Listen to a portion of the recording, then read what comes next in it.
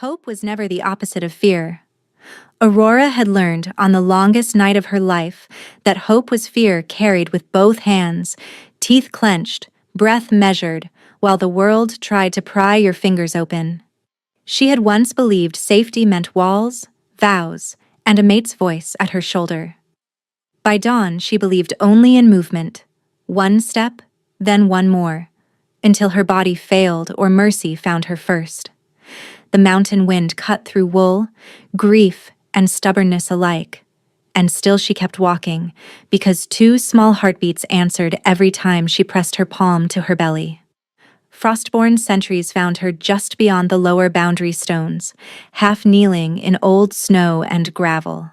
One hand curled around a leather satchel, the other wrapped so tightly around a signet ring that the metal left crescents in her skin. Her cloak was stiff with dried mud and darker stains. Her boots had split at both seams. Her lips were cracked enough to bleed when she spoke. "Do not take the satchel," she whispered. "Take me. Take this to your king. Not your council. Your king." The older sentry, broad-shouldered and gray at the temples, crouched without touching her. He looked at the ring in her fist, then at the crescent mark seal burned into the satchel flap. Blood moon crest. His jaw tightened. "Can you stand?" Aurora nodded and failed on the first attempt. Pain knifed through her lower back and wrapped hard around her middle. Not labor, she told herself. Not now. She swallowed against panic. Her baby had kicked an hour ago. Strong, insistent, alive. A younger guard reached to lift her and drew back when she flinched. "She's freezing through." "I said no counsel," Aurora rasped. "If you hand this to an elder, I die before dusk." "Who did this to you?" the older one asked. She met his gaze with eyes gone hollow from shock and sleeplessness. "Men carrying treaty marks that should not exist. Men who knew my route before I left home. Men who cut down my mate and called it border discipline." By the time they got her inside the fortress infirmary, her legs shook so violently she could not trust them. Heat hit her skin like a blow. Cedar smoke, boiled herbs, hot iron, clean linen, and wolf scent layered beneath it all. Healers moved around her with practiced speed, cloak removed, wet gloves cut away, skin checked for frostbite. Questions pressed at her from every side. Name, pack, how far along, any prior complications. When did the cramps begin? Where was the bleeding? That last word made her jerk. There had been spotting after the road attack, no more than streaks, but enough to chill her marrow. Aurora Blood Moon. 5 months. No prior losses. Cramping since midnight. Husband dead. Ambush at Raven's Pass. Evidence in satchel. Must speak to King. She answered because answering kept her upright. Then the infirmary door opened and quiet spread outward from it like a command. Dr. Elidra Sorn entered in white and slate healer robes, iron pins at her throat denoting royal appointment. Her face was elegant and remote, her smile too small to be called kind. She skimmed Aurora once, from matted dark hair to swollen belly to torn hem, and spoke to the room instead of to the patient. "Clear the bay. I will examine her privately." The aides obeyed. The older sentry hesitated. Aurora seized his wrist with surprising force. "Stay." Elidra did not look up from the basin where she scrubbed her hands. Infirmary protocol does not bend for strangers. "I am not a stranger," Aurora said, though she barely sounded like herself. "I carry sealed evidence of a border assassination." "Then you are a political problem." Elidra dried her fingers, each movement precise. "And political problems are noisy. Pregnancy loss is quieter." The words did not register all at once. They landed in pieces, sharp and delayed. Aurora's stomach turned. "What did you say?" "I said lie back." The examination was brisk and rough enough to draw a broken cry from her throat. Elidra's touch was clinical in the way a blade was clinical, efficient, unsoftened by concern. Aurora bit the inside of her cheek to keep from shouting. Sweat slicked her neck. Her vision blurred, cleared, blurred again. When Elidra finally stepped back, she removed her gloves and spoke with flat certainty. No fetal heartbeat. Tissue instability. You are carrying a non-viable fetus. We should administer cleansing tincture immediately. The room tilted. Non-viable. No. No. I felt movement. I want another healer, Aurora said. Her voice trembled and steadied by force. Now. Elidra's expression did not shift. Your mate is dead. Your pack position is compromised. And you crossed into sovereign land during armed dispute. You do not have the standing to make demands.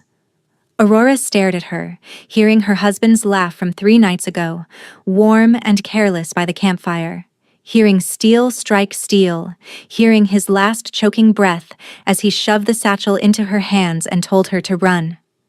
Her fingers spasmed around the signet ring until pain shot up her hand. You are lying, Aurora said. Elidra set a dark glass vial on the tray between them. I am saving you from sepsis, disgrace, and difficult decisions. Drink. Get out, Aurora whispered. The doctor sighed as if faced with a stubborn child. Hold her shoulders. 2 attendants moved, eyes apologetic and terrified. Aurora twisted, kicked, nearly slid from the narrow bed. Heat pulsed beneath her skin, not fever now but alarm so sharp it felt like light behind her ribs. She had survived the road. She had survived the night. She would not survive a cup in a healer's hand. Aurora slammed her elbow into the nearer attendant's chest, tore free, and staggered to her feet. The floor lurched under her.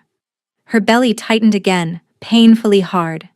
Stop her, Elidra snapped. If she collapses in the corridor, that is on her. Aurora hit the door with her shoulder, caught the frame, and pulled herself into the passage. Stone walls, torchlight, too bright, voices rising, boots pounding somewhere distant. Her breath came ragged. She could taste copper. Run then. Run until your knees break. Better that than dying obediently. She made it 6 steps before the contraction seized hard enough to fold her. A hand caught her wrist just before she struck the floor. Easy. The voice was low, roughened at the edges, controlled by habit rather than calm. Aurora looked up into a face she recognized from war briefings and border rumors. Alpha King Corvus Frostborn, fur-lined black cloak thrown over one shoulder, dark hair wind-tossed, gaze like winter steel warmed in fire. He should not have been there. Kings did not wait outside infirmary corridors. He steadied her with one hand and went very still. Heat surged from the place where his skin touched hers, swift as lightning and just as merciless. It raced up her arm, across her chest, into her throat. Her lungs locked. Beneath her ribs, pressure bloomed bright and startling, as if moonlight had poured directly into her blood. Panic and want collided so violently she almost gagged on it. Not now. Not after death. Not with another man's ring carved into my palm. Corvus's pupils narrowed. Amber brightened at the center of his irises and silver edged outward, predatory and stunned. The corridor quieted in an instant. Dominants nearby lowered their gaze without being told. He released her wrist only to drop to one knee in front of her and press his ear, reverent and intent, to the curve of her abdomen. Elidra had reached the doorway by then, voice sharpened with outrage. Your Majesty, she is unstable and delusional. She requires immediate silence, Corvus said, and the words struck stone like a gavel. He listened for 3 heartbeats of his own, then 4. Aurora gripped the wall and watched his expression change from concentration to a fury so cold it steadied her better than comfort could have. There are 2, he said quietly, still kneeling. 2 strong rhythms, not 1. Elidra laughed once, brittle. Stress can create auditory error even in trained. Corvus rose in a single controlled movement and faced the corridor, voice carrying to every doorway, every stairwell, every listening ear. Dr. Elidra Sorn is stripped of title, station, and authority effective now. She is confined under guard for malpractice and suspicion of treason pending tribunal. If any hand in this fortress sought to silence unborn heirs within my walls, that hand has declared war on my crown. Shock cracked through the infirmary. Metal rang as a guard dropped his spear butt to the floor in salute. Someone cursed under their breath. Someone else began praying to the moon under a whisper. Elidra's composure finally fractured. You would choose a border widow over your own physician? Corvus did not raise his voice. I chose what I can hear. He turned back to Aurora and, before touching her again, held his hand out, open, waiting for consent. She stared at his palm, broad and scarred and steady, and at the ring still embedded in her own fist. The corridor smelled of cedar and fear and snowmelt drying on stone. Mine to protect, he said hoarsely, for her alone though everyone heard, never to own. The twins kicked, hard and simultaneous, and Aurora closed her eyes against the sudden sting of tears she had not permitted herself since the road. She placed her hand in his. Her fingers disappeared inside his grip, and the contact changed from simple balance to a living current that climbed her arm and settled low in her abdomen, where two small rhythms answered it like drums behind a wall. Corvus closed his hand only after she did, as if she had given him not her weight, but a vow he intended to honor precisely. Behind them, armor scraped stone as guards moved on Elidra.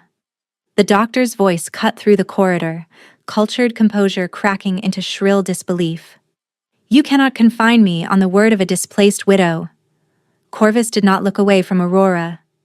I can confine you on intent, opportunity, and a vial prepared before consent was given.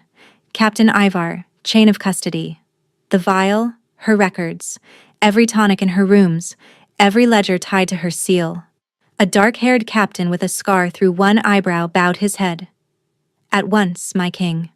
Aurora swayed. Corvus shifted closer, then stopped himself a handspan short of her body. May I? She nodded, too tired for speech, and he set one steadying hand at her elbow. Even that careful touch made her pulse jump. The corridor had filled with faces now, healers clutching folded linens, sentries from the lower gate still dusted with road grit. Two elder women in mourning gray, and three young trainees who looked at Aurora with naked terror and curiosity. She had crossed this threshold expecting to die unknown. Instead, people watched as if her breath had become a public matter. I am standing in a king's hall with mud on my hem and my dead mate's ring in my fist, and every eye is on my belly. I should pull away. I should keep what remains of myself hidden and armored and hard. But he asked before touching me. He listened when no one else did. If I fall now, I fall in front of all of them, and I still do not know whether this kingdom is refuge or another kind of cage. Corvus lifted his chin toward the older sentry who had found her at the boundary stones. You brought her in? Yes, my king. You did right. Remain as witness. No one who touched her case leaves this wing until statements are taken. The sentry struck his fist over his heart. Relief moved through his posture so quickly Aurora felt it like a draft. Elidra laughed again, harsher this time, as two guards took her arms. You are making policy from a mating frenzy. Look at your own eyes. At that, Corvus finally turned. Something ancient looked out through his face, disciplined but near its edge, and even bound, Elidra flinched. If this were frenzy, he said, you would already be dead. Be grateful I still prefer law. He gestured, and the guards hauled her down the corridor. Her protests echoed off the vaulted ceiling, then thinned into distance. Silence settled in the space she left behind, the kind that arrived after lightning, when everyone measured what had been struck. Corvus faced Aurora again, his voice lowered, roughened by restraint. You're shivering. I need you seated before those cramps worsen. There is a private chamber beside the nursery ward. Warm, quiet, guarded. No one enters without your word or mine. My satchel, she said immediately. And the ring. Both stay with you. His gaze dropped to her white-knuckled fist. Can you open your hand? She tried. Pain shot through her palm, where the signet's edges had cut crescents deep enough to bead red. Corvus did not pry. He simply covered her clenched hand with his and breathed once, slow and deliberate, as if lending his rhythm to hers. The tight muscles in her fingers loosened a fraction. Enough for air. Enough for the ring to shift. "There," he murmured. "No one is taking him from you." The words hit harder than command or comfort should have. He did not ask who him meant. He understood. They moved. Not quickly. The corridor seemed longer now that her knees trembled with every step. Frostborn architecture rose around her in dark stone and carved cedar. Wolves etched into lintels, moon phases inlaid in silver across the floor. Torches burned with blue-white resin, clean and bright, and the air smelled of pine pitch and hot water. She had expected savage austerity from border rumor. What she found was order shaped by old grief. Memorial plaques set between doors, names hand-carved, offerings of dried mountain flowers beneath them.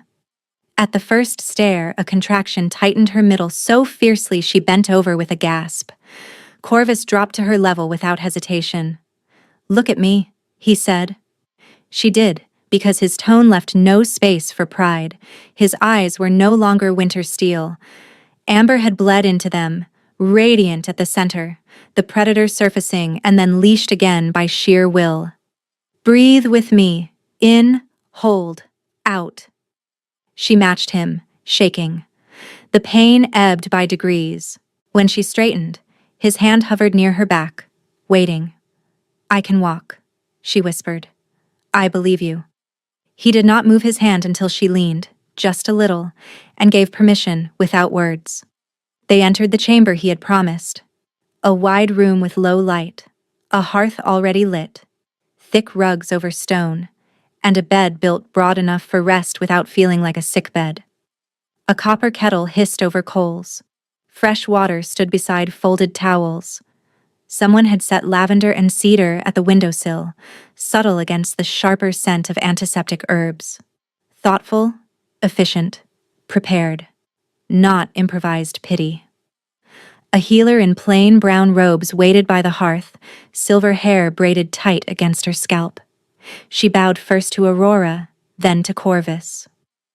"Midwife Mara," Corvus said, "you answer to high law in this case.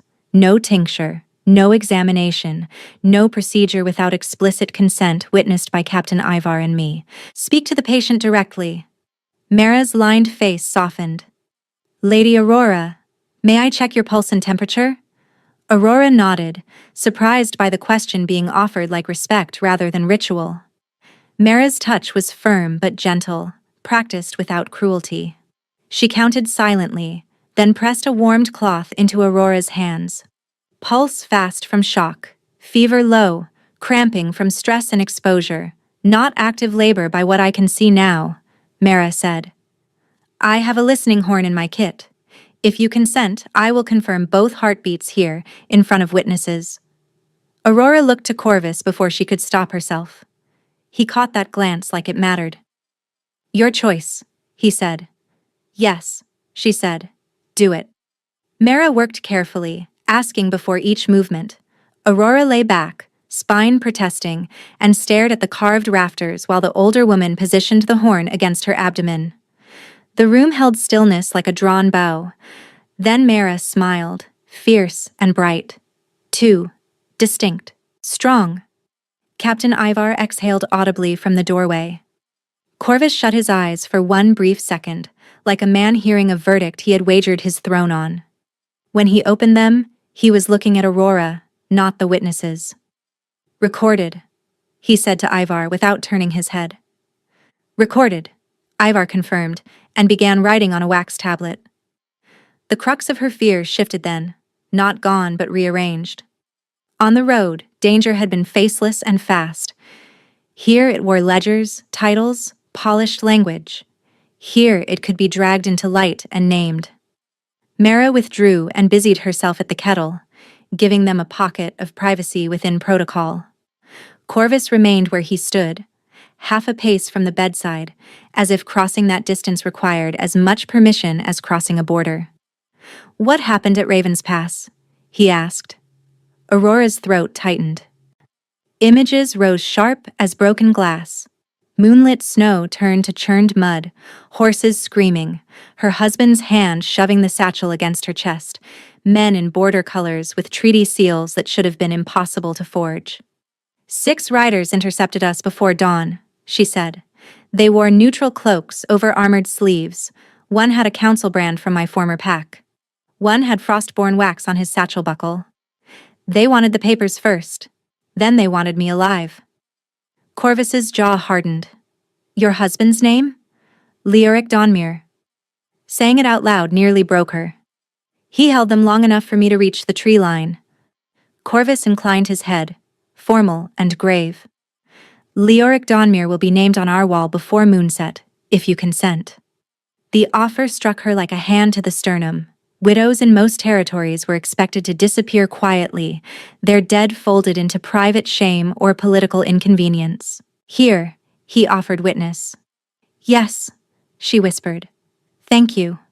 His shoulders eased by a fraction, as if her yes mattered to him in ways rank could not explain. The bond between them pulsed again, subtle but undeniable, a low thrum under skin and bone. Aurora felt it and knew he felt it too from the way his breath caught. He took one step closer. "May I ask one more question that is not political?" She braced. "Ask." "When I touched you in the corridor," he said, voice almost unsteady now, "did you feel it as pain or as pull?" Her laugh came out thin with disbelief. "Both." For the first time, the corner of his mouth moved, not quite a smile. That tracks. The absurdity of it cracked the tension for a heartbeat, and she let out a ragged sound that might have been the beginning of laughter or tears. Corvus watched her like she was a language he refused to mistranslate. "Aurora," he said quietly, "I buried my mate 7 winters ago. I have not felt that bond since the pyre went cold. I am not careless with that word." The room narrowed to his face, his breath, the drumbeat in her ears. Fear rose, old and instinctive. So did hunger for safety she no longer trusted herself to want. "If this is real," she said, "it arrived at the worst possible time." "The worst possible time is usually when truth arrives," he answered. Their eyes locked then, and the rest of the chamber fell away. Hearth crackle, scratch of Ivar's stylus, wind against shutters. Her instincts sharpened, every nerve aware of distance and heat and the exact shape of his restraint. His pupils shifted again, amber deepening until they looked lit from within, and he drew a sharp breath as if scent alone had struck him. Aurora realized, with a shock that felt like grief turning inside out, that she was no longer only trying to survive the night. She was choosing, moment by moment, whom to trust with what remained of her life, with her dead mate's name, with 2 unborn heirs who had already been marked for erasure, with a bond she had not asked for and could not deny. Corvus lowered himself to one knee beside the bed, not in submission and not in dominance, but in deliberate equality. He offered his hand again, palm up, patient. "No vows tonight," he said. "No demands. Only this. You are under my protection until you tell me otherwise. Your no will be obeyed. Your evidence will be heard in open tribunal. And whoever paid a healer to poison your children will answer in daylight." Aurora looked at his hand, then at the signet ring resting in her cut palm, then at the king kneeling on stone as if crowns were lighter than promises. She set her hand in his once more. This time, she did not let go. Corvus's thumb shifted lightly over her knuckles, a silent acknowledgement rather than claim, and he rose with care, still angled so she could see every movement. Mara approached with a ceramic cup that steamed with ginger and mint. Aurora's body wanted sleep, food, distance, and vigilance all at once, a tangle of needs she no longer knew how to prioritize. "Lady Aurora," Maera said, "small sips first. Your stomach has been empty too long." Corvus looked at her, not the cup. "Do you want privacy while you drink?" The question startled her more than any command would have. Kings were not trained to ask less of frightened women. They were trained to take control and rename it necessity. "Stay," she said, then winced at the roughness in her voice. He inclined his head once. "I'll stay." She drank in careful swallows while Mayra packed instruments and Captain Ivar recorded witness statements from the doorway. When the cup was empty, Mara touched the blanket near Aurora's ankles. Her feet are swollen from cold exposure and strain. If they are warmed too quickly, pain worsens. Cedar wraps, gradually heated. "I'll do it," Corvus said. Mara lifted one brow. "You have a council chamber full of wolves who believe the roof is on fire. Then they can practice patience." He accepted the bundle of folded cloths from her hands. "Thank you, midwife." Mara's mouth twitched in approval, then she bowed to Aurora and withdrew, taking Ivar with her. The door closed with a muted thud, leaving hearthlight and wind hum in the shutters, and a king kneeling at the foot of Aurora's bed with a basin of warm water like a man in a cottage rather than a fortress. He paused with the first cloth in his hands. "May I touch your left foot?" She stared at him, exhausted enough to feel briefly unreal. "You are asking permission to touch my foot." "I am." His gaze remained steady. "You have had too many hands on you today without choice." The knot behind her ribs loosened a fraction. "Yes," she whispered. He cradled her heel with reverent restraint, as if he feared pressure might break more than skin. The warmth bit first, then soothed. Pain flared along cracked soles and bruised arches, then ebbed under the scent of cedar and steam. He worked in silence, changing cloths as they cooled, never assuming the next touch. Every time he needed to shift her ankle or adjust the blanket, he asked. By the time he finished the second foot, her breathing had slowed. The twins pressed low and then settled, as if listening. Corvus wrung out one last cloth and set it aside. "I know this is not the question you want tonight, but it cannot wait long. The satchel." Aurora's hand tightened around the leather strap resting near her hip. Instinct rose hard and immediate. "Mine. Last thing he gave me. Last proof. I am tired enough to hand him everything." That is exactly when women lose themselves. "I know this pattern. A strong voice says rest, says trust me, says I will carry it for you. Then the papers vanish, and the story becomes whatever keeps power comfortable. If I sleep and wake empty-handed, lyric dies twice. If I clutch it until my fingers lock, I might still lose it. I need terms. I need witness. I need to remain a person in this room, not a vessel, not evidence, not an inconvenience wrapped in wool." "Chain of custody in writing," she said. "You read it with me present. 2 witnesses I choose. Nothing leaves this chamber without record." His expression did not harden, did not mock. If anything, it softened with respect. "Done. You do not open it tonight." "Done." She swallowed, surprised by the ease of his agreement. "You're not going to argue?" "I could," he said, "but I have no interest in winning against you." The words sat between them, heavy and clean. Outside, bells sounded once, then twice, marking the change of watch. By full dark, snow had begun tapping softly against the shutters, and the fortress seemed to draw inward around hearths and guarded doors. Corvus rose, crossed to the shelf, and returned with a carved wooden cup of water. He waited until she drank, then settled on the floor beside the bed, his back against cedar paneling, long legs stretched out with the controlled weariness of a man who had been in armor since dawn. "You should sleep in your own rooms," Aurora said.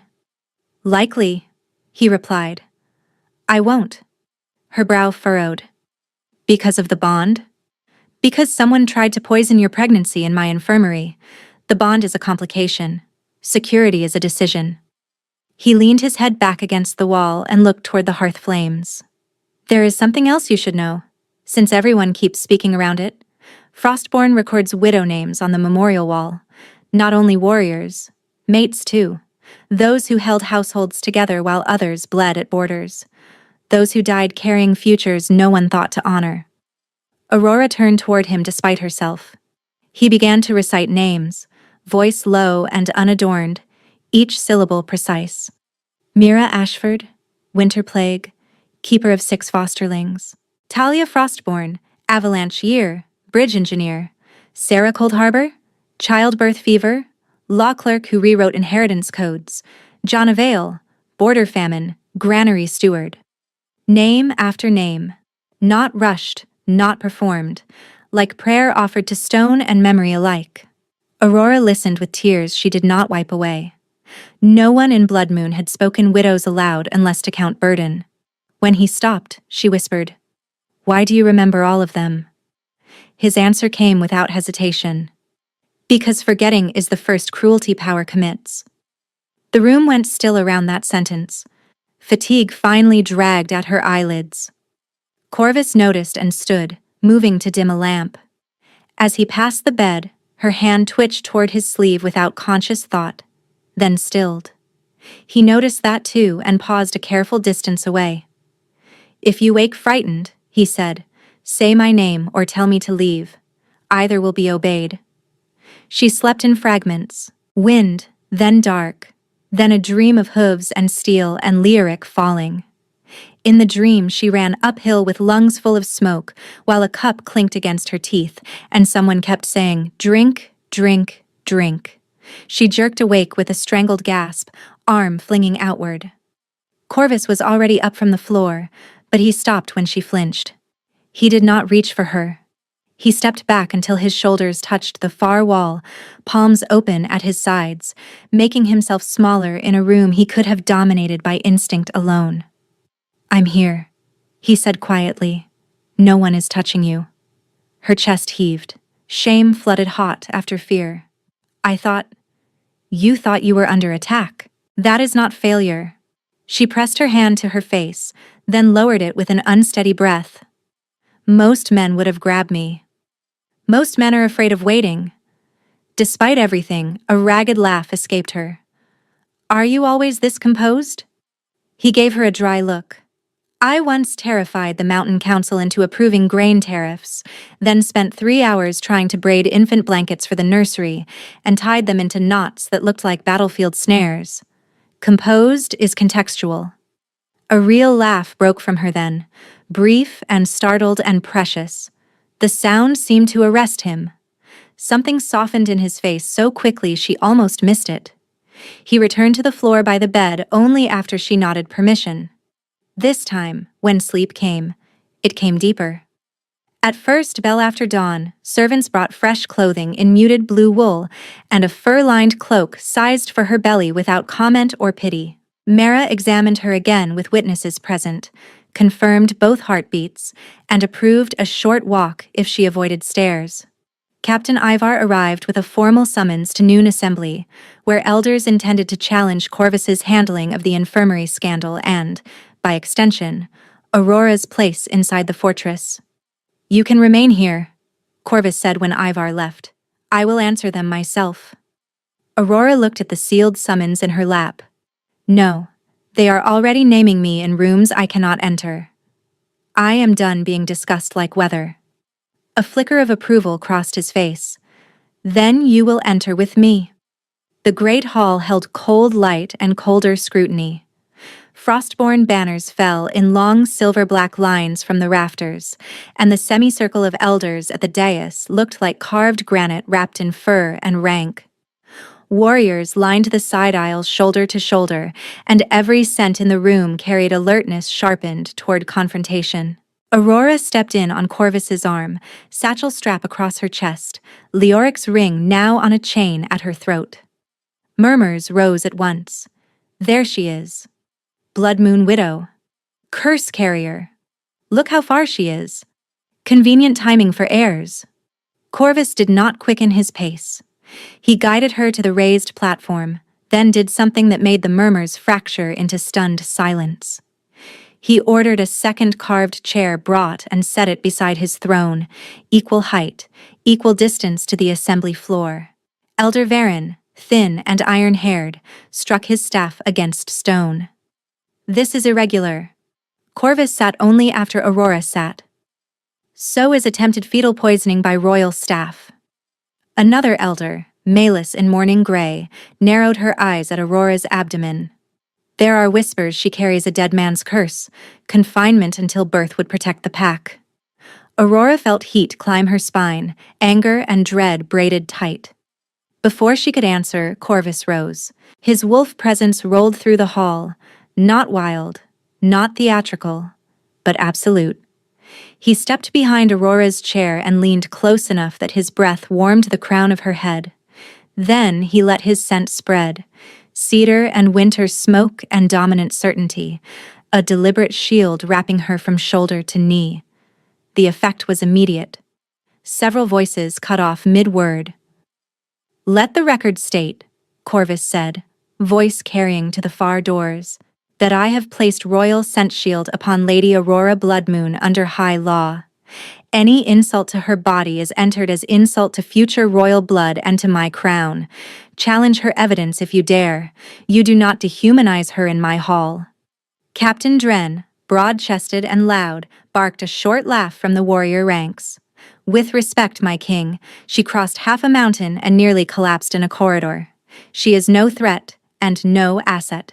She is weak." Corvus turned his head slightly. "Come forward." Dren obeyed, confidence still stamped across his face.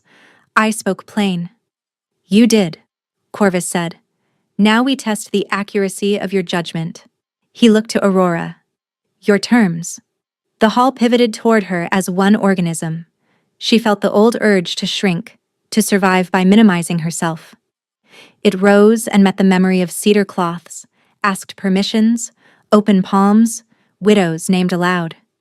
She stood slowly, one hand braced at the arm of her chair. "No striking my body," she said. "No contact above the shoulders, no forced shift. Trial by strategy in the lower training court, using terrain markers. He gets size and speed. I get route choice and 3 obstacles of my selecting." Dren scoffed. "A game." "A lawful test," Corvus corrected. "Accepted." They moved to the lower court, a circular space ringed by stone pillars and painted boundary lines used for youth war drills. Aurora chose her obstacles with quick precision. 2 movable shield walls and a rope-lashed cart axle from the armory, all placed to create choke points. She had memorized terrain while running for her life. Narrow passages and blind turns had kept her breathing. She would use the same logic now. Corvus stood at the boundary as arbiter, voice like iron. No contact with her abdomen, no strikes to head or throat. Violate terms and you forfeit rank. The whistle sounded. Dren lunged with brute confidence, expecting panic. Aurora moved early, not fast enough to outrun him in open ground, but exact enough to never give him open ground. She slipped behind the first shield wall, forced him to angle wide, baited him toward the cart axle, then yanked the release knot she had checked with her own hands.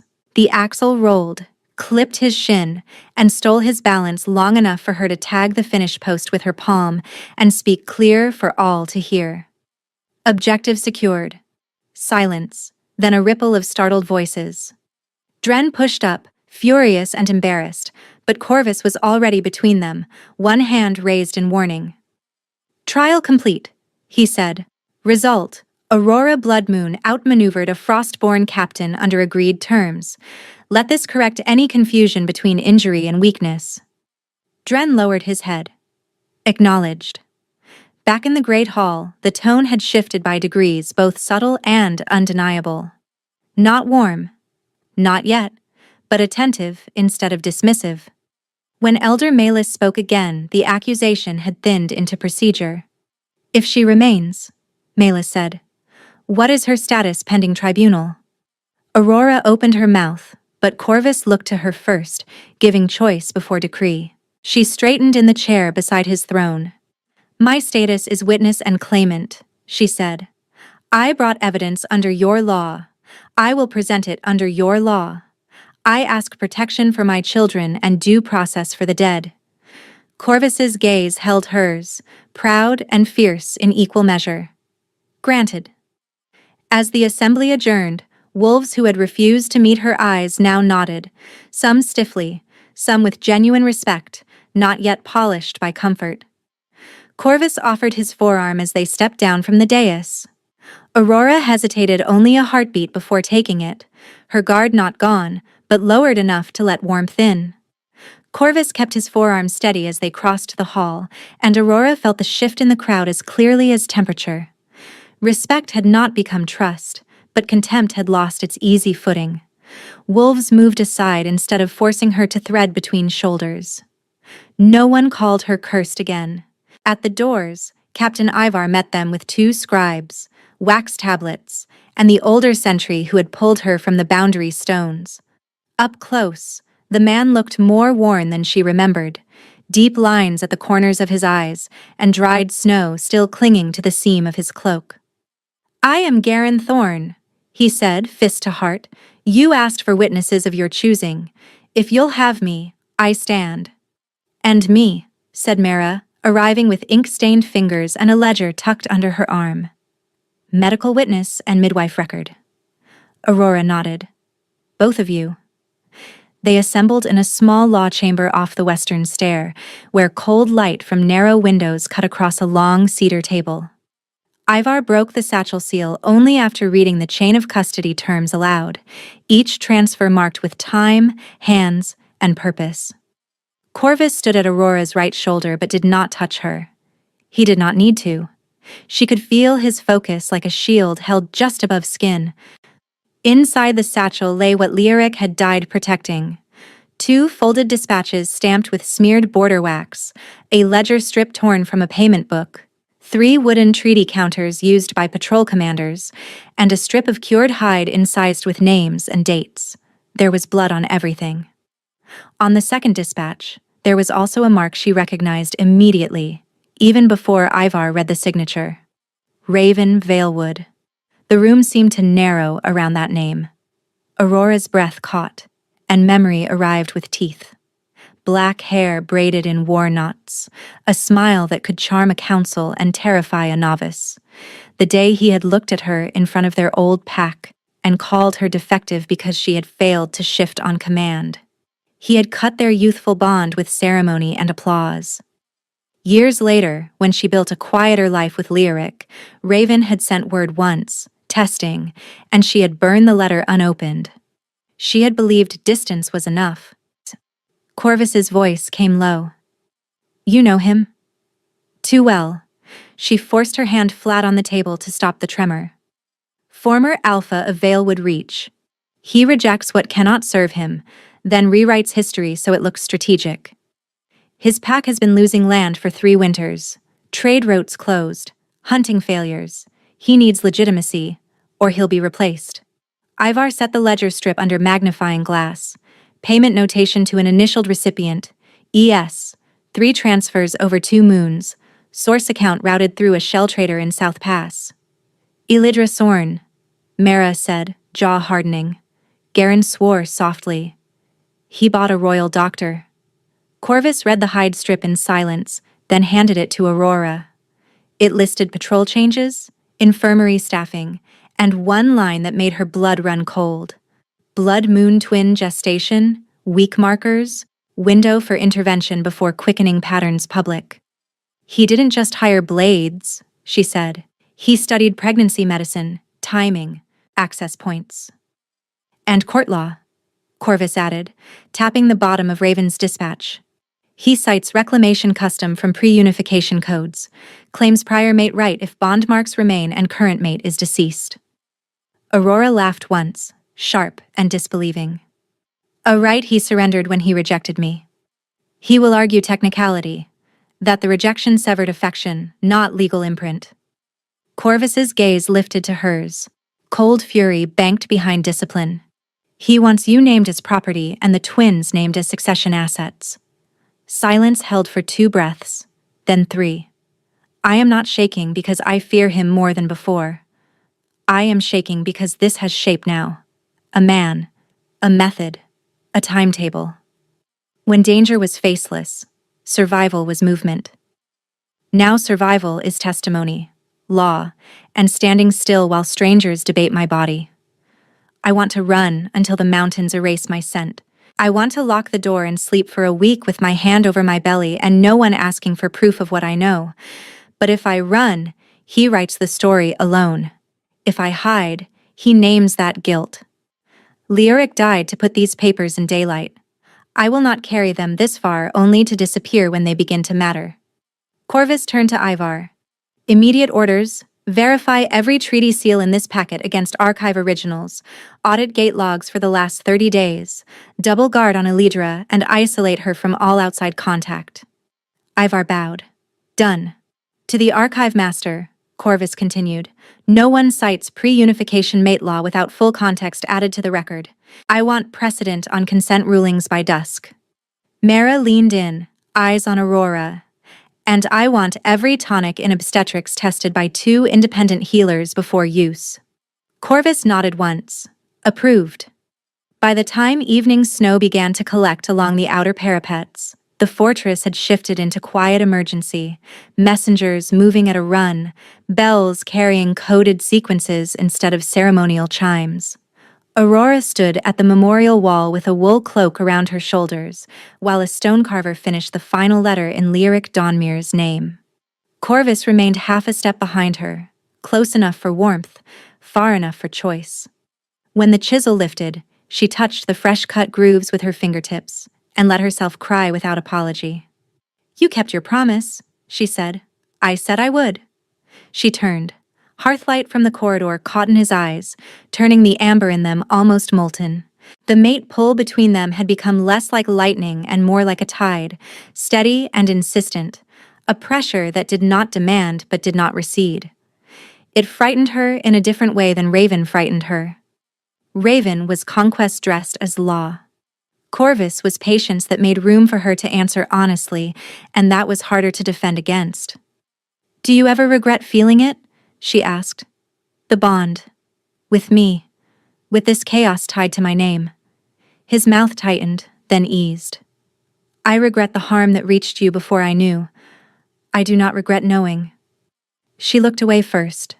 At supper, she managed broth, bread, and half a pear before nausea chased appetite. Corvus ate little himself, spending most of the meal fielding reports from Ivar and 2 legal clerks.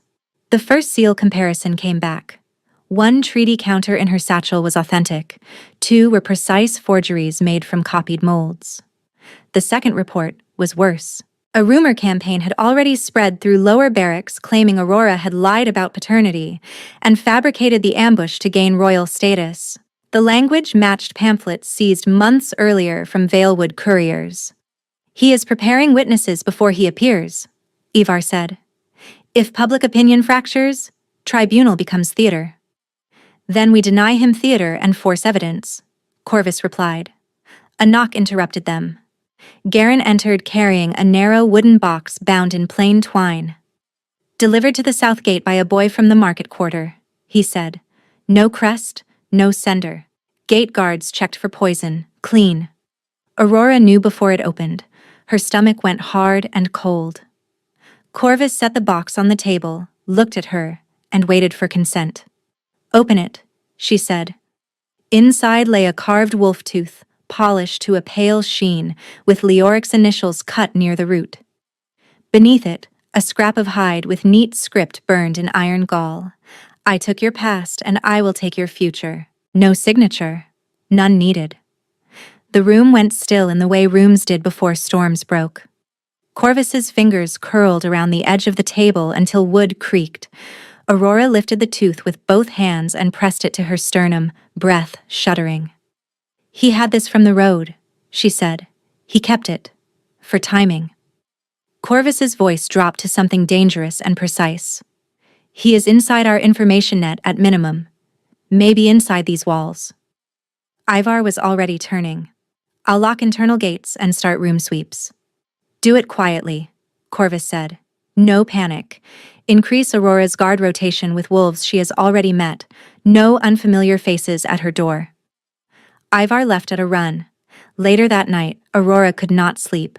The tooth lay wrapped in linen beside Leoric's ring, 2 relics of love and violence sharing the same small table. Corvus sat in the chair near the hearth, reading legal excerpts by lamplight, refusing rest while she paced in thick socks across the rug. Every few minutes she pressed her palm to her belly and counted movements. One, then another. Strong, present. "He's forcing full moon timing," she said at last. "Counterfeit claim rights require witness quorum and moonlight. If he can drag this into ritual frame, facts become secondary." Corvus closed the folio. "Then we seize the frame before he does." She stopped pacing. "How?" "Sacred stone tribunal. Truth binding under ancestral witness. No private bargain, no corridor verdict. Public record, binding law." He stood, crossed to her, and stopped within arm's reach. "It is dangerous. He will perform outrage for the crowd. But in that circle, forged claims can be broken in front of everyone." Fear moved through her like ice water. So did resolve. "And if I refuse?" Refusal lets him argue concealment. Corvus's jaw set. "I won't lie to comfort you. Refusal costs us ground." 3 days passed under tightening protocol, and every hour sharpened the sense that pressure was building toward a single fracture point. Elidra, under separate questioning by Myera and legal clerks, admitted receiving money from intermediaries, but claimed she believed the tincture was merely sedative. Seal analysis tied one intermediary ledger to a Valewood trade captain. 2 kitchen staff were caught passing rumor slips to off-duty guards and confessed they had been paid in silver marked with old Valewood minting.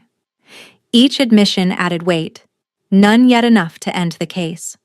On the 3rd evening, as snow turned to freezing rain against the fortress roofs, the strike came. The outer horn sounded a 3-note sequence reserved for diplomatic entry under protest. Ivar arrived at Aurora's chamber with rain on his cloak and controlled alarm in his face. "Envoy at the east gate," he said. "Valewood colors hidden under neutral cloaks. They carry a writ bearing forged treaty authority and an attached petition invoking reclamation custom. They demand immediate audience." Corvus was already fastening his bracers. "Who leads them?" Ivar's expression darkened. "Raven Valewood, in person." Aurora felt the twins shift hard at once, a synchronized thud beneath her ribs. Corvus looked at her, all command stripped to one raw question. "Do you want to face him now?" She thought of running, of walls, of mountain roads and breath tearing in her throat. She thought of Leoric's name in stone, of a doctor's vial, of a carved tooth delivered like a promise. When she spoke, her voice was steady enough to surprise her. "I face him where law can see us, not in a corridor, not in private." Corvus nodded. "Then we go to the East Audience Court." Full guard. Recorded. They entered the court to torchlight and rain-scented air. Raven stood at the far end between 2 self-important witnesses in magistrate gray, tall and immaculate despite the weather. Dark hair braided with silver rings of rank he had no right to wear in Frostborn territory. His smile was the same one Aurora remembered from years ago, polished and predatory, as if history were a game he always expected to win. "Aurora," he said, savoring her name. "You look better fed than when you left." Corvus stepped forward, but Aurora lifted a hand, and he held position at her side. Raven's gaze dropped to her abdomen, lingered, returned to her face. "I am invoking lawful reclamation and paternal succession claim. You carry Blood Moon twins, my heirs by prior bond and mark. Return with me willingly, and this can remain civil." Aurora felt nausea rise and pass. "You rejected that bond before witnesses. You forfeited every right with it." "I relinquished sentiment, not lineage." He produced a parchment with an elaborate seal. "By moon custom, unresolved prior claims can be ratified on full moon before assembled pacts. I have witnesses ready. Decline, and your refusal is entered as concealment." Corvus took the parchment, skimmed, and handed it to Ivar for record. "Forgery in half the citations." Raven smiled wider. "Then prove it in the circle, unless your king prefers to hide you." The insult was bait. Corvus did not bite. Aurora did. "No one is hiding me," she said, stepping 1 pace forward. "You want a circle. You will have one." Raven's eyes gleamed. At last. He bowed with theatrical courtesy, then turned to leave. At the threshold, he looked back over his shoulder and spoke softly enough that only Aurora and Corvus heard. I told you. Past and future. When the doors shut behind him, thunder rolled across the mountain and the court seemed to tilt into a new gravity. Ivar broke the silence first. Full moon is tomorrow night. Corvus exhaled once, hard. Then tomorrow night we end this. Aurora pressed her hand to the life moving beneath it and lifted her chin toward the storm, knowing the next time she stood before Raven, it would be on sacred stone with every eye in the realm on her blood, her truth, and whether law would finally choose a woman over the man who claimed to own her. Aurora held Corvus's gaze until the tremor in her hand settled, then lowered her palm from her belly and turned back toward the center of the court, where rainwater still glistened in the grooves between stone tiles. Then write this now, she said to Ivar. I do not consent to private arbitration. I do not consent to closed testimony. I request Sacred Stone Tribunal under full moon witness, with archive verification and medical testimony attached. Ivar's stylus was moving before she finished. Entered. Corvus stepped beside her, shoulder nearly touching hers, his presence a steady pressure that did not crowd. Add royal protection order. Add charge expansion, attempted coerced miscarriage, fraudulent treaty use, succession manipulation, and threat against unborn heirs. Entered. Ivar repeated. The east doors opened again to admit Elder Malus, 2 legal clerks, and Mara, with a leather case of sealed vials tucked under one arm. Mara's mouth tightened when she saw Aurora's face. He sent something else? She asked. The tooth is already logged, Aurora said. He wanted me frightened and impulsive. He is getting lawful and public instead. Mara gave one hard nod. Good. I have toxicology confirmation from Elidra's seized tinctures. 2 contain abortifacient resin strong enough to trigger hemorrhaging at this stage. Results witnessed by 3 healers.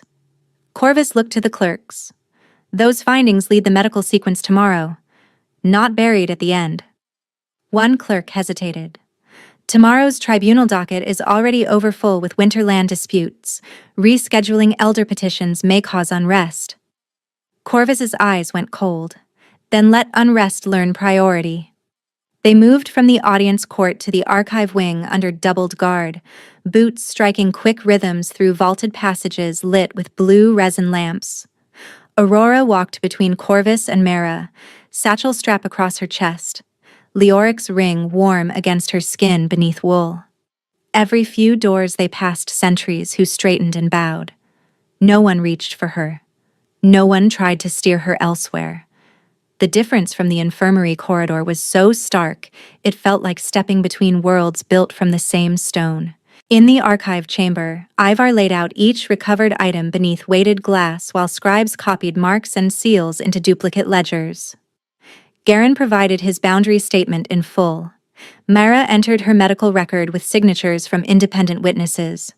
Elidra's payment trail was pinned to Valewood intermediaries by coin mint, trade stamp, and route logs. By the time the final wax impression cooled, the evidentiary chain was no longer fragile or personal. It was institutional. Hard to erase, harder to dismiss. Raven struck first anyway. The alarm came as a low horn pulse from the north corridor, not the high blast of open assault, but the clipped call used for internal breach. A runner skidded into the archive doorway, breath smoking. 3 magistrate greys at the lower scriptorium, he said. They brought copied writs and tried to compel seal transfer for tomorrow's claim register. 2 had concealed blades. Ivar cursed under his breath and looked to Corvus. Alive? Corvus ordered. Disarm and detain. Seize the writs intact. The runner vanished. Aurora stared at the table where Raven's forged citations lay beside genuine law. He wanted his version in the official record before moonrise. He wanted confusion to look like legitimacy, Corvus said. And panic to push us into mistakes, she added. He turned toward her, and for a beat, the king's command mask thinned into something raw. I can still move you to the mountain keep tonight. No one would call it cowardice. She heard the offer for what it was, protection without pressure. She also heard the cost. If she vanished now, Raven would call it admission. No, she said. If I leave the circle, he gets the story. Corvus exhaled once. Then we hold the circle. By the time the moon cleared the eastern crags the next night, Frostborn's sacred stone basin blazed with torchlight and silver runes, every tier crowded with witnesses from 3 territories, elders in ceremonial fur, warriors in dark leathers, healers in plain robes, and scribes kneeling at carved record slabs. Snowmelt ran in thin threads between the old stones, reflecting moonlight like broken glass. Aurora stood at the south mark wrapped in black wool lined with white fox, her hand resting low where the twins shifted in firm, synchronized rolls. Corvus stood 1 pace behind and right, as protocol required for a king who was party to law, but not its source. Across the ring, Raven Valewood entered with 2 appointed advocates, and 6 loyalists wearing neutral cloaks over Valewood knotwork. He looked polished enough for coronation, hair braided with silver rings, jaw clean, smile precise. When his gaze found Aurora, it sharpened with possession, not surprise. The High Adjudicator, Elder Thessa, raised a carved staff. Under Moon Witness and Ancestral Law, this tribunal hears claims of succession, coercion, and oath-breaking. False testimony binds the tongue and burns the mark of liar. Let each party speak once before evidence. Raven stepped forward first, voice smooth enough to travel to the highest tier without strain. I come as prior bonded alpha under neglected custom. The woman Aurora Bloodmoon carries lineage tied to my mark. Her current protector seeks to absorb that lineage through political mating and fabricated scandal. I request immediate custodial transfer and ritual confirmation of inherited claim. Murmurs rippled. One of his loyalists lifted a sealed parchment toward the scribes, then another. Duplicate claim packets. Rapid-file strategy. Force volume. Overwhelm scrutiny. Thessa struck her staff once. Packets received for review, not acceptance. Aurora felt heat pulse beneath her skin, not fear exactly, more like an old wound recognizing the hand that made it. Raven's eyes slid to her abdomen and lingered, measuring. She fought the urge to fold inward around that look. Corvus leaned just close enough for her to hear. You are not alone in this circle. I know, she whispered, and stepped forward when Thessa signaled. I reject his claim in full, Aurora said, voice carrying clearer than she expected. He publicly rejected our bond years ago before pack witnesses. He forfeited legal and social standing with that rejection. He now seeks reclamation through forged citations and medical coercion, arranged with a paid physician who declared my children dead while preparing abortive tincture. Raven's expression remained composed, but his nostrils flared. Accusation without direct proof. Aurora lifted her chin, then bind it in truth. Thessa gestured to the central stone. Blood witness may be invoked. Corvus's hand flexed at his side. Aurora did not look back at him. She walked to the center basin where ancient runes spiraled around a shallow depression darkened by centuries of oath blood. Mara approached with a sterile blade and paused. Your consent, Mara said softly. Aurora held out her palm. Given. The cut was quick and bright. Blood welled, then fell in 3 drops to the stone. The runes answered with a low silver glow that crawled outward like frost veins across winter glass. A collective breath passed through the crowd. Aurora pressed her bleeding hand flat to the carved center and closed her eyes. I am terrified. I am furious. I am done yielding the shape of my life to men who call possession tradition. Let it work. Let them see what he paid for. The blood moon inheritance rose through her like river currents striking a locked gate, pressure building, then breaking. Light climbed her arm in pale threads, gathered at her sternum, and spilled outward in a widening arc over the tribunal floor. Images formed in suspended shimmer above the central stone. Raven in a shuttered side room, cloak hood down, face unmistakable. Elidra across a table with her healer pins visible. A ledger strip exchanged. A vial tapped once against wood. Raven's voice, crisp as cut glass. No miscarriage, no coin. I need both heirs removed before quickening is public. Elidra's answer followed, thin with calculation. Timing is narrow. Then do not miss. The projection snapped to a second memory.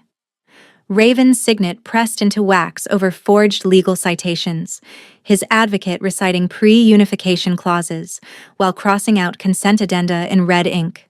Third image, Leoric's carved tooth in Raven's hand, turned like a trophy before being boxed for delivery. Gasps broke across the tiers. One of Raven's own advocates took a stumbling step back. Mara covered her mouth with trembling fingers, eyes wet and furious. Raven lunged toward the projection, shouting, "Fabricated witchlight!" Thessa's staff struck stone. "Hold position." Raven ignored her and moved faster, shoulders rolling as partial shift tore through restraint. His canines lengthened, dark fur crept along his jaw and forearms, claws split the seams at his fingertips. He drove for Aurora with predatory intent plain as sunrise. Chaos detonated around the ring.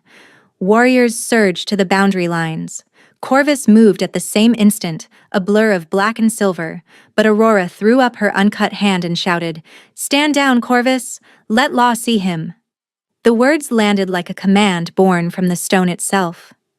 Corvus checked his motion one stride from impact range, body coiled, eyes burning.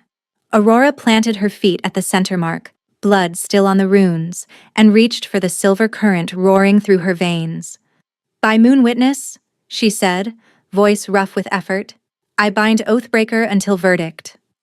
Runes flared. Chains of white-silver light erupted from carved channels around Raven's boots and wrists, wrapping him mid-charge and slamming him to one knee hard enough to crack old mortar. He snarled and strained, muscles standing out in his neck, one chain already splintering under raw alpha strength. Thessa's voice rang out. "Recorded aggression against bonded mother under tribunal protection. Add child threatener charge." Raven ripped one arm free with a sound like tearing metal and surged again, half-shifted and wild-eyed. Corvus stepped in this time, but Aurora moved first.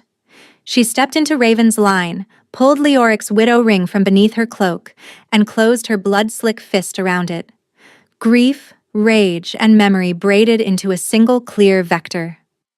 The ring ignited white gold, brighter than torch fire, and she drove that light forward into the space between them.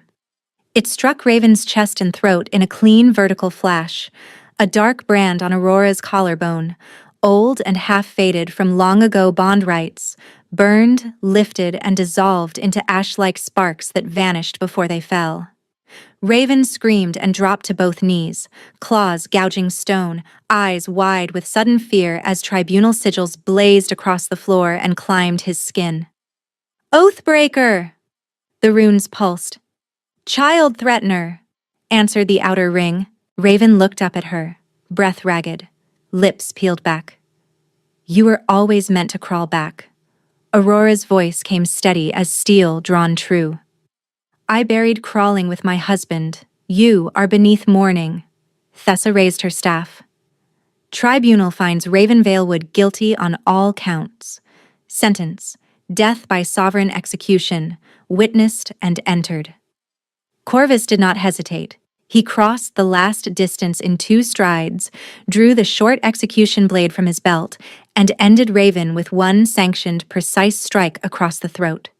Raven toppled sideways onto the wet stone, breath gone, body still. No flourish, no second blow.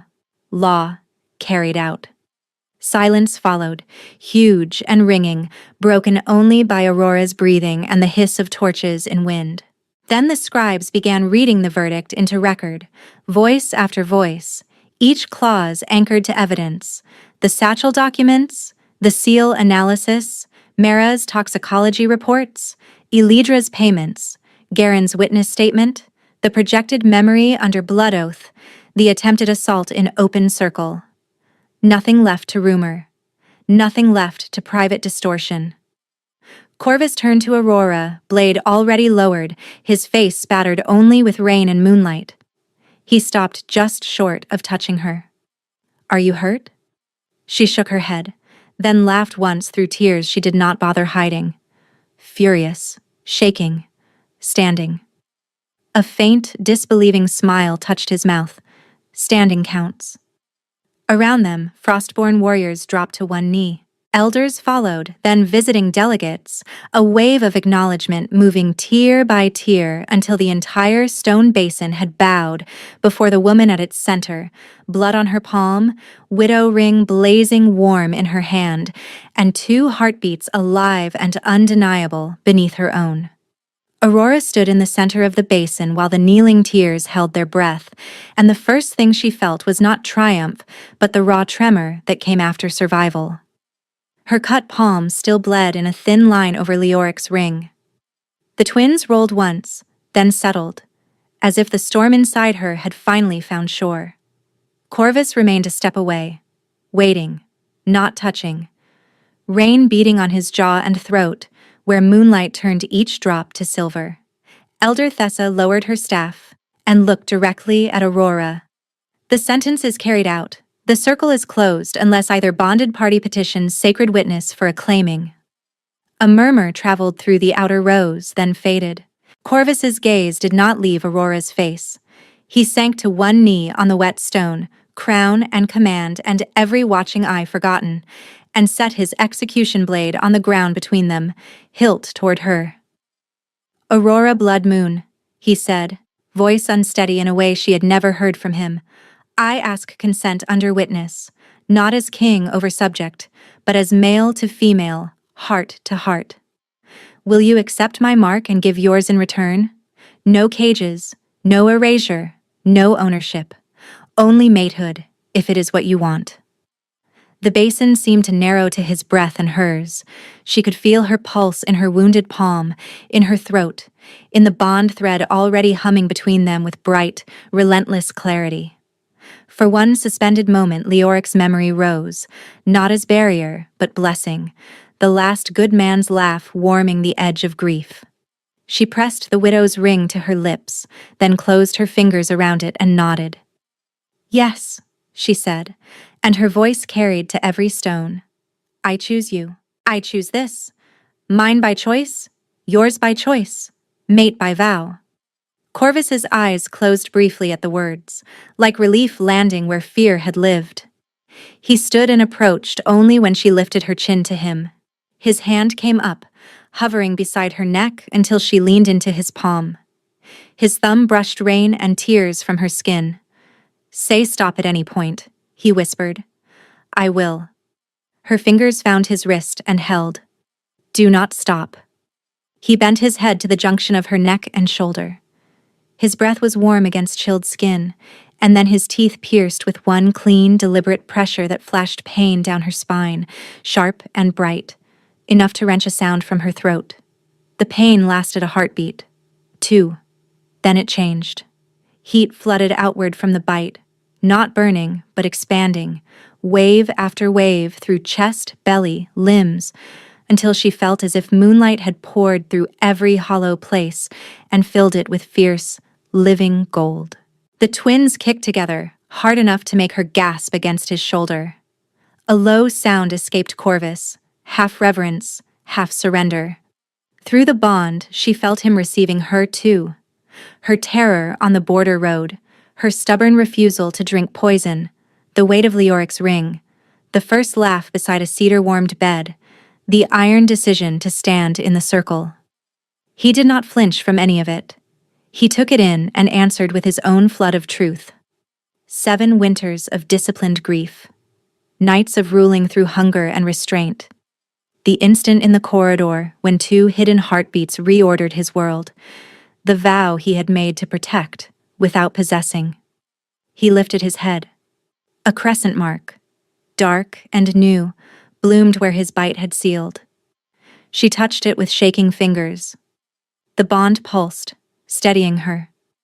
"Mine," he breathed, forehead against hers. She gave a ragged laugh through tears. "Yours." Then she cupped his face, guided him lower, and turned him with a firm hand at his shoulder. My turn. The crowd had gone utterly silent.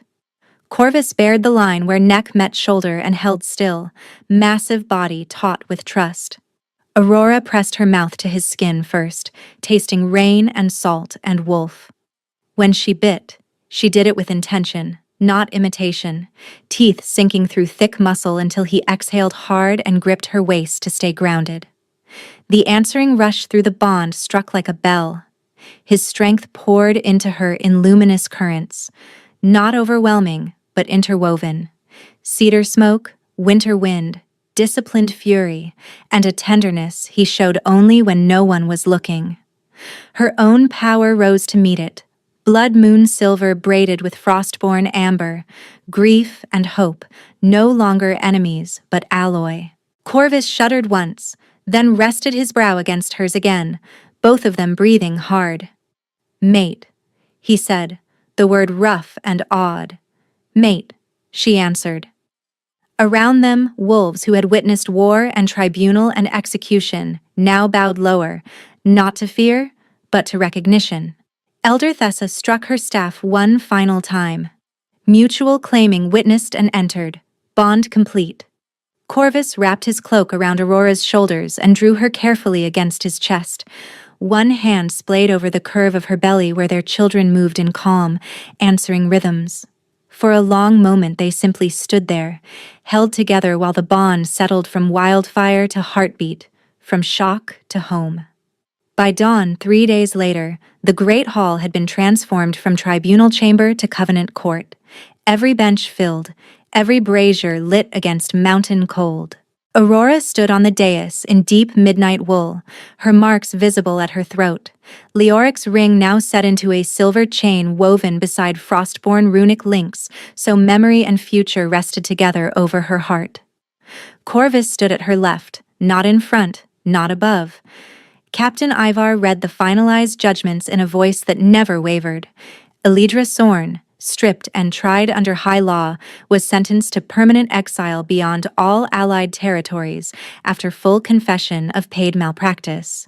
Her ledgers, vials, and correspondence were sealed in the Royal Archive for legal training and future prevention. The seized abortive tinctures were catalogued and publicly destroyed under Mayera's supervision in the infirmary yard before witnesses. Raven's forged writs and treaty counters were entered into the fraud registry. The single authentic counter was returned to Frostborn Border Command with amended seal protocol. The carved tooth and both dispatches were placed in the memorial vault under Lyric Donmir's name by Aurora's request, so evidence and remembrance could not be separated again. Then Mara stepped forward with a new charter bearing 5 authority marks, including Elder Malus. Elder Varen remained off-page, represented only by his previously lodged council seal, while the present signatories stood solemn as they pressed wax to parchment. No pregnant wolf, of any rank, could be examined, medicated, or confined without witnessed consent and second healer confirmation. Any violation became a crown crime. Mara was appointed High Matron of the Reformed Healer Council, with Garen assigned as Patient Rights Marshal at infirmary gates. Dren, red-faced but sincere, knelt and asked Aurora's pardon for calling her weak. She granted it and ordered him to train young guards in strategic restraint, not brute display. He accepted with a hand over his heart. Elder Thessa lifted the lunar circlet, ancient silver inset with obsidian. Aurora Bloodmoon, by tribunal legitimacy, covenant law, and witnessed mate bond, do you accept the mantle of High Luna Queen in your own right? Aurora looked across the hall at faces that had doubted, tested, and finally chosen accountability. She looked at Corvus, whose expression held pride without possession.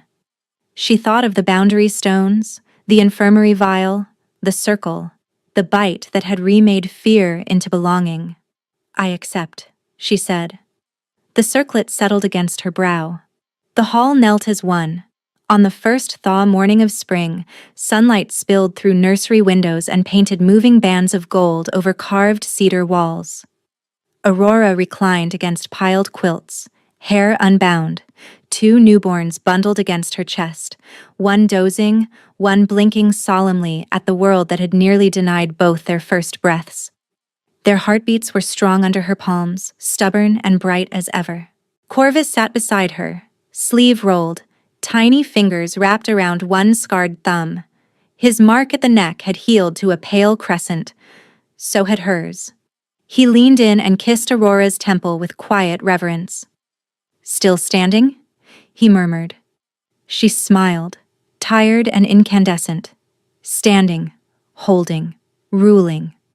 Mara entered with a ledger and warm broth, scolding gently about rest while checking both infants with practiced hands and obvious joy. Ivar waited at the door with morning reports, announcing that Blood Moon Loyalist families had crossed safely into unified territory under the new covenant. Garen delivered the final note. No unresolved claims remained in tribunal queue tied to Raven's network. The last paid rumor agents had confessed and been sentenced to labor service rebuilding border clinics. No hidden threads, no unfinished writs. When the chamber doors opened for formal presentation, the pack gathered in the sunlit courtyard below the royal balcony. Aurora stepped out first with the twins in her arms, Corvus at her side, and half a pace behind, exactly as they had agreed. The crowd bowed, then rose to a roar of welcome that shook banners against the spring wind. She looked down at the kneeling wolves, then at the children, then at the male who had heard 2 heartbeats when others heard none. Corvus placed his hand over hers where it covered both small bodies. The bond between them moved in a calm, luminous rhythm, settled and sure. Not rescue, not debt. Shared rule, chosen every day.